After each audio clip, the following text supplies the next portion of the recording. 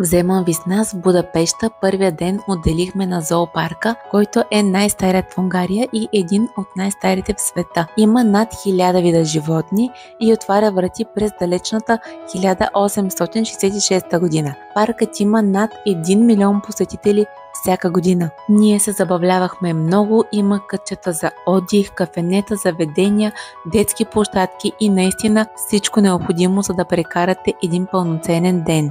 Билетите са по 30 лева, като детските са по-евтини. След това се отправихме към площада на героите и замъкът Вайдахоният. В момента сградата му е музей на земеделието. А това са кадри от парка, където се намира замъкът, много е приятен за разходка. Следващия ден отделихме на замъкът Буда или така нареченият Кралски замък. В момента в него се помещават Унгарската национална галерия, историческият музей и библиотеката Сечени. Хапнахме борщ и се отправихме към църквата Свети Матияш. Тя е в непосредствена близост до замъка и е един от символите на Унгария. По време на съществуването си храмът е променян многократно и освен готически стил има много барокови елементи. Билетът е около 20 лева и си заслужава посещението. Отдясно на църквата е рибарският бастион. Посещението му е безплатно, но качването на кулите се заплаща допълнително. Това е може би най-посещаваната забележителност в Будапеща, наречен рибарски, защото е построен на бивш рибарски квартал и пазар. Мястото предлага незабравими гледки към парламента, мостовете на Дунав и града. На другия ден отидохме до аквариума или така наречения тропикариум. Намира се в търговски център в покрайнините на града.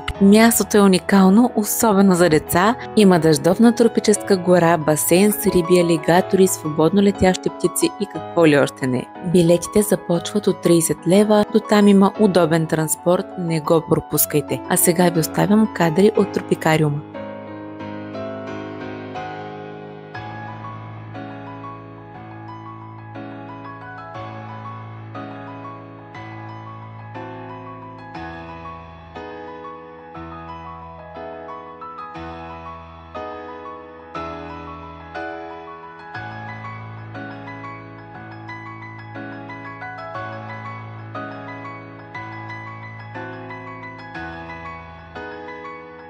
След това се разходихме до мола, не пропуснахме да пием кафе и след това се отправихме към мост Сечени и се возихме на корабче. Моят съвет е да не купувате предварително коризни билети от сайтове, защото цените са в пъти по-високи, отколкото на място. Не успяхме да се вредим за нощен круиз, но ако имате възможност, изберете именно такъв, защото Будапеща е много красива вечер.